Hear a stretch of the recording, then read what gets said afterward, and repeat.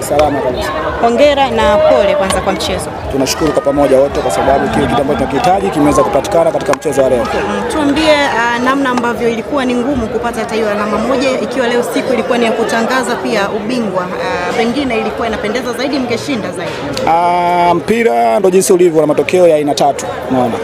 Kikubwa ambacho tumeingia nacho leo na wachezaji ambacho nikopo nakitaka nikitoe kwenye akili yao ni yale mahesabu ambayo yapo.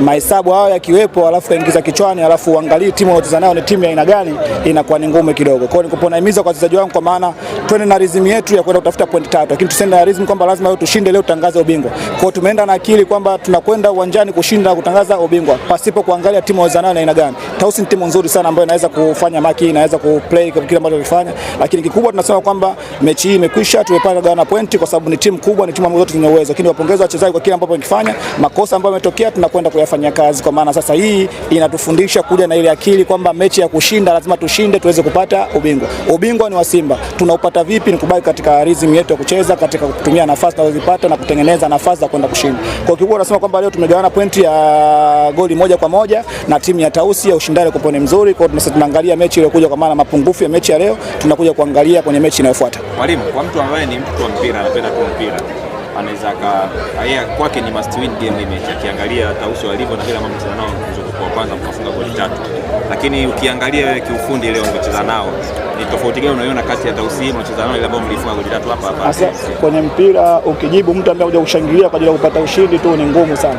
Mpira ni ushindani. Nimesema awali kabisa kwamba tumekuja kushindana, tumekuja kwenye mechi ambayo ilikuwa ina ushindani mkubwa kama ushindani mwingine ambao tunaipata. Kikubwa leo ambacho kimetokea ambao ni mapungufu kwetu sisi ya kuweza kutokupaka zile pointi 3 ni ile confidence ya kuja kwamba lazima tushinde na tupate ubingwa. Kwa maana hakuna kibaya chochote ambacho tunaendelea katika mechi ya leo, kwa maana tumefanya makosa, wametuadhibu, wamefanya makosa, tumeweza kuadhibu. Lakini kikubwa tunasema mapungufu ya mechi ya leo tunaenda kuyafanyia kazi sehemu ya uwanja wa mazoezi, tunakuja kuangalia na mechi ambayo inakuja kwamba ni lazima tuweze kucheza na kuweza. Kikubwa kwenye mipangilio yetu tumesema tunachukua ubingwa pasipo kufungwa. Simba Queens leo haijafunga, imetoa draw, lakini pia imesogeza gap moja. Kama hata mechi inayofuata ikitoa draw bado mabingwa. Umeona? Kwa hiyo tuende katika rhythm kile ambacho tunakihitaji sisi kitu gani. Tusiende na rhythm kwamba tunatakiwa ushinde tutashinda, hapana. Hao ni mpira na ushindano unahitaji mbinu. Kwa hiyo tunasema leo timu mbili zimekutana zenye mbinu, zenye ufundi, tumeweza kugawana pointi. Sasa tunaangalia katika mechi inayofuata. Lakini Tausi kama mechi ya kwanza kama walikuwa vizuri, lakini pia unaangalia kuanzia benchi lao, kuanzia wachezaji pia wamebadilika. Kwa ni timu ambayo ni nzuri toka hapo awali ilivyokuepo, kwa sababu timu za wanawake kupata timu ambayo inaweza kucheza mpira na kuwa na confidence, hiyo timu iogope sana pasipokuwa na mipango za kufunga magoli mengi sana. Kwa hiyo mimi nawapongeze benchi la ufundi la Tausi, niwapongeze wachezaji wamefanya kazi yao, niwapongeze benchi la ufundi la Simba Queens na wachezaji wamefanya kazi yao. Sasa mechi imekwisha, tunaangalia mechi inayofuata.